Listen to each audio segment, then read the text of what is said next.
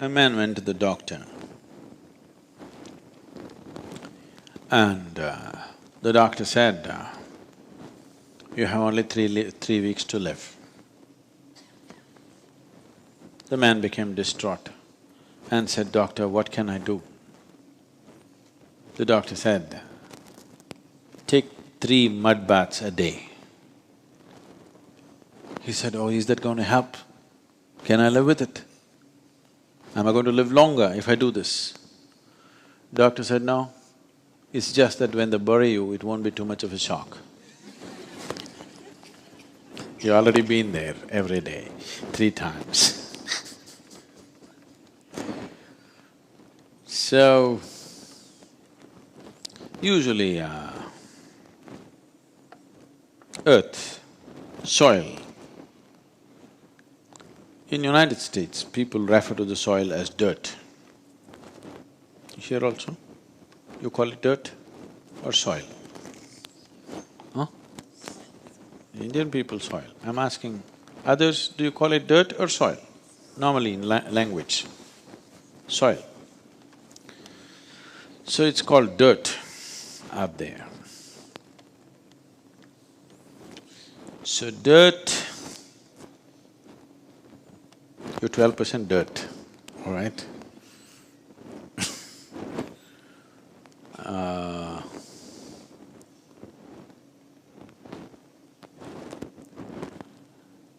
Just to get the dirt off, because the essence of your physicality is formed by the earth. Water, air, fire is there, but the essence of your physicality is because of the earth that you have taken. So this is the core physicality of who you are and it's only 12%. Only 12%, but that is the core element of your physicality. But that is what is getting in the way. Water, easily you can transform. Air, you can easily transform. Fire takes some effort, but that is not really in the way, it's in a different way, the way fire functions. It is the earth which is getting in the way. So, just 12% getting in your way. See, not a big obstacle. Just 12% of your body is getting in the way of your liberation. I want you to understand, only 12%. You can go through the water, isn't it? You can go through the air. Fire you can cross, doesn't block you, in fact it lights up. It's only 12% of your physicality which blocks. Just getting that little dirt out of your way, that's not so complex. It's complex because you're identified with it and you're trying to change it. That's why it's complex. See, this flower, so beautiful and so alive, but it was not difficult for you to cut this from the plant and stick it here, isn't it? Your little finger, is it as beautiful as this flower? Is it? Don't tell me. Is it? No. Just cut it and put it here, let me see. No, because you're identified with it. No pain. Pain is not the only thing, we can give you an anesthetic. Pain is not the only thing. Pain is a protection. We can subvert the pain, isn't it? We can give you an anesthetic. Can you cut this finger and stick it here? Because you're identified with it. Yes? That's why it's in the way, not otherwise. Otherwise it's not in the way. What is a stepping stone has become a hurdle now because you're identified with it. So one way is, Bhuta Shuddhi means taking charge of it so that you can shape it the way you want it, so that it functions the way you want it. But at the same time, becoming super capable with the body can also be trouble for some people because they will get more identified with it because it's functioning so beautifully. They'll get furthermore identified with it. So, Bhuta Shuddhi comes with a certain balance, a certain mastery and a certain dispassion, a certain mastery and a certain dispassion. All practices are governed like this. So particularly practices concerned with earth are very strongly governed like this, because if your body becomes super capable, you may become more ignorant than the way you are right now. It happens, isn't it? If you were like a little blob, you wouldn't be so proud of your body, you wouldn't be so identified with it. But you're like that, now it's all about your body, isn't it? Yes or no? It becomes all about your body simply because it is receiving appreciation, it is being looked up to. Now you become all about the body. To keep the body very fit and efficient and to keep a certain distance from it. This is how all practices are devised. On one level to make it competent, on another level to create a certain space. Without the space, if competence comes, ignorance rises to heavens, It becomes… one becomes far more ignorant than the way they are right now. So the practices of the earth are specially designed in such a way that without a proper initiation, they're never really taught, because dispassion should be the first step before competence. Otherwise, people will get more entangled than the way they are right now. So can it be taught? Definitely it can be, but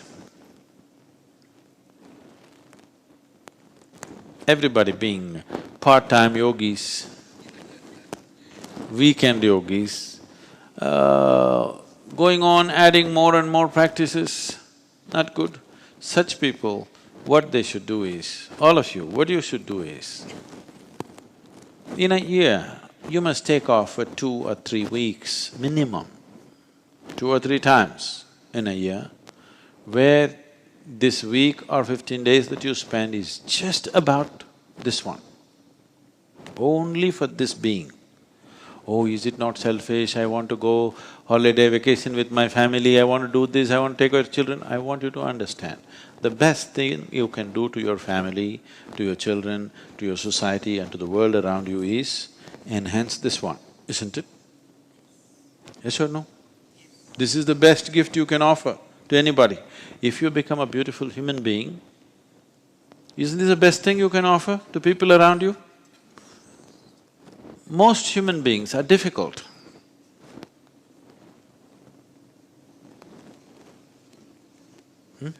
Not always. I know that. Always difficult means they would have got rid of you. But difficult many times in a day. No, only twice a day.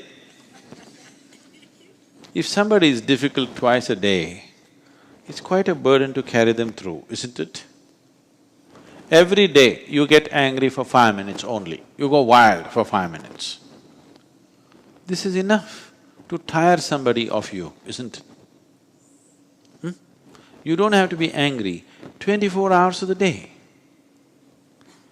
Just 5 minutes a day, every day you get angry, within a short span of time, people will have nothing but disgust for you.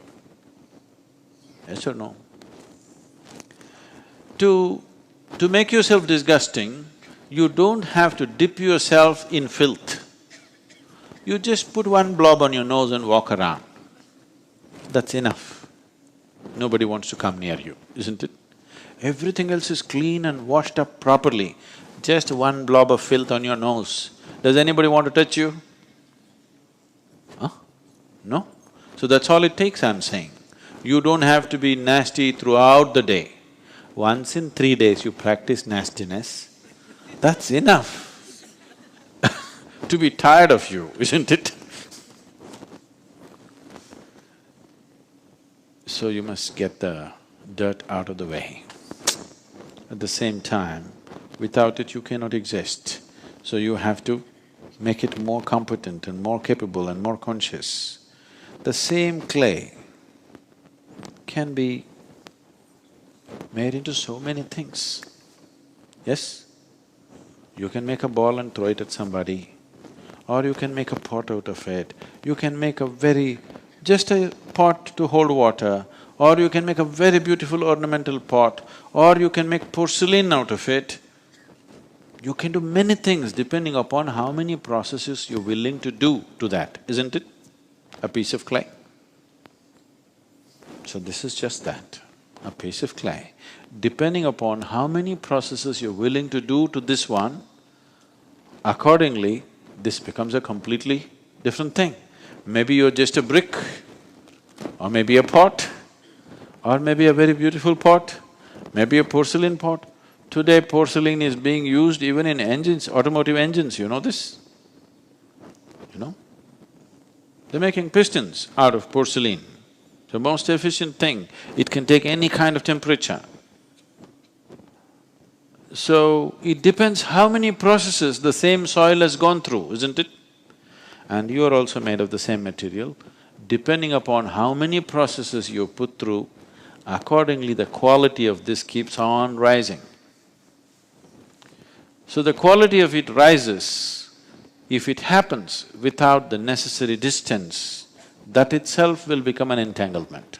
So, practices concerning earth element are taught in a particular way so that this balance happens of competence and space, both should happen together.